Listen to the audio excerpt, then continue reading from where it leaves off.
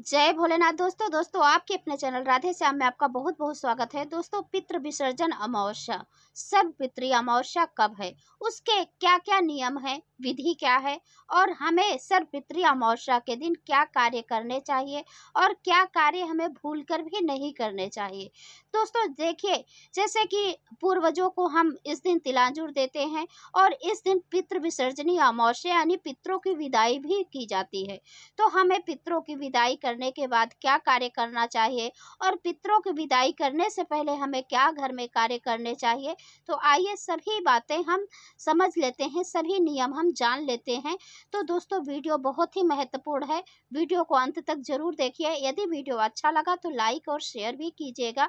आपके एक लाइक से हमें बहुत हिम्मत और प्रेरणा मिलती है, तो इसलिए आप एक लाइक तो जरूर ही कीजिएगा। पितृ विसर्जनी अमावस्या के दिन सुबह जल्दी उठ जाना चाहिए।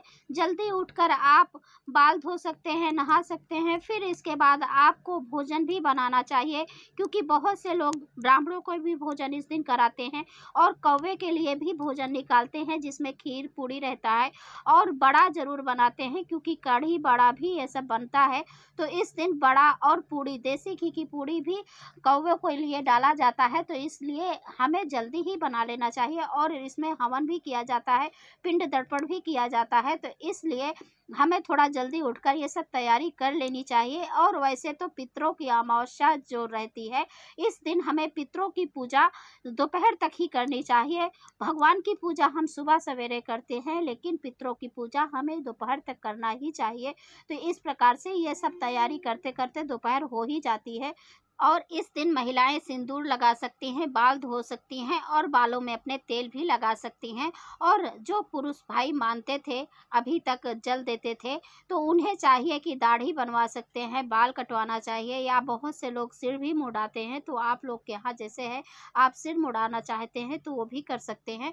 इस प्रकार से नाखून वगैरह भी आप लोग काट सकते हैं। और जनेऊ आपको ज़रूर बदलना चाहिए। यदि आप जल दिए हैं तो आपको जनेऊ बदल लेना चाहिए, दूसरा आप नया पहन सकते हैं, पंडितों से भी लेकर आप पहन सकते हैं, लेकिन पिंडदान करने के बाद ही आप अपना जनेऊ बदलिएगा।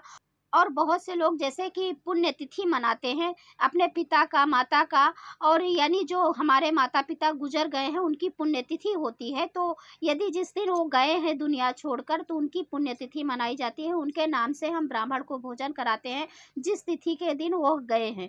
तो इस प्रकार से यदि हम भोजन नहीं करा पाए, भूल गए हैं, पुण्यतिथि नहीं मना पाए हैं, तो आप इस दिन मना सकते हैं। सर्व पितृ अमावस्या के दिन आप सभी को एक साथ भी दे सकते हैं भोजन और करा सकते हैं, और सभी की विदाई करते वक्त आप यह सब कर सकते हैं।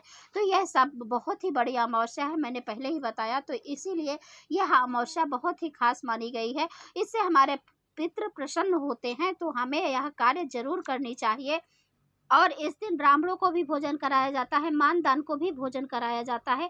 मानदान उन्हें कहते हैं जैसे कि भांजे हो गए और घर के दामाद हो गए और लड़की हो गई जिनकी शादी हो गई है, तो ऐसे लोगों को भी बुलाकर भोजन कराया जाता है। तो इससे बहुत ही पुण्य मिलता है और हमारे पितरों की आत्मा को शांति मिलती है। तो इसलिए हमें ये सब कार्य करने चाहिए। और पितृ सुक्तम का पाठ भी आप कर सकते हैं, भगवत गीता का 7वां अध्याय का भी पाठ आप कर सकते हैं। और पितरों की आत्मा पीपल वृक्ष में वास करती है, तो आप पीपल वृक्ष की भी विधि विधान से पूजा कर सकते हैं। और आप पंचोपचार से तो पूजा जरूर ही कीजिए। आप जल चढ़ाइए और जल में आप काला तिल मिला लीजिए और थोड़ा सा पुष्प मिला लीजिए और मीठा कुछ जरूर मिला लीजिए, जैसे शक्कर है, मिश्री है, आप यह मिलाकर पीपल वृक्ष में आप जल दे दीजिए। और दीप दान जरूर कीजिए। आप दीप दान सुबह भी कर सकते हैं, शाम को भी आप जरूर कीजिएगा। और फिर इस अमावस्या तिथि पर आप अपने घर के मुख्य द्वार पर भी दीपदान जरूर कीजिएगा। दक्षिण मुख होकर आप दीपदान कीजिएगा और अपने पितरों से क्षमा याचना भी जरूर कर लीजिएगा, क्योंकि यदि हमारे द्वारा 15 दिनों तक कोई भी गलती भी हो गई हो गलती से, तो इसलिए हमें क्षमा याचना करनी चाहिए और उनके निमित्त हमें शाम को दीपदान जरूर करना चाहिए अपने मुख्य द्वार पर। तो इस प्रकार से दीपदान कर सकते हैं। और और अपने घर की साफ सफाई भी कर लीजिए, मंदिर की साफ सफाई कर लीजिए, क्योंकि अगले दिन हमें कलश स्थापना करना होता है। माता जी का दिन आ गया है नवरात्रि, तो इसके लिए हमें पहले से ही तैयारी कर लेनी चाहिए और हमें इस दिन सामग्री भी खरीद लेनी चाहिए। तो आप सामग्री भी खरीद सकते हैं दोपहर के बाद, कोई दिक्कत नहीं है। आप अपने लिए भी नया वस्त्र खरीद सकते हैं, माता जी के लिए भी आपको चाहिए तो आप खरीद सकते हैं। अपने लिए नहीं, माता जी के लिए तो चुनरी वगैरह तो ज़रूर ही लेना चाहिए, नारियल वगैरह जो भी आपको खरीदारी करनी है आप इस दिन कर सकते हैं। और दोस्तों, हमें क्या नहीं करना चाहिए, अमावस्या तिथि के दिन हमें क्या भूल कर भी नहीं करना चाहिए।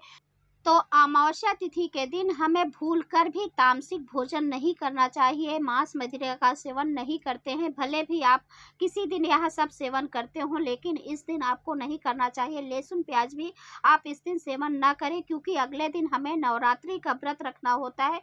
भले ही सभी लोग 9 दिन नवरात्रि का व्रत नहीं करते हैं, लेकिन ज़्यादातर सनातन घरों में एक दिन प्रतिपदा के दिन और अष्टमी तिथि के दिन जरूर व्रत करते हैं। तो इस चीज़ का ज़रूर ध्यान रखना चाहिए आप लोगों को, और यह सेवन ना करें लहसुन प्याज। तो इसीलिए लहसुन प्याज खाकर व्रत, किसी भी व्रत को नहीं किया जाता है। तो माता जी का व्रत है तो बहुत ही अच्छे से नियम से करना चाहिए।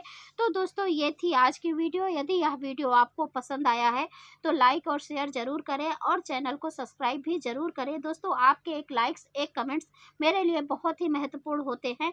तो वीडियो अच्छा लगा तो लाइक तो ज़रूर ही कीजिएगा। और अब मैं मिलती हूँ किसी और वीडियो में, तब तक के लिए नमस्कार और वीडियो देखने के लिए बहुत बहुत धन्यवाद।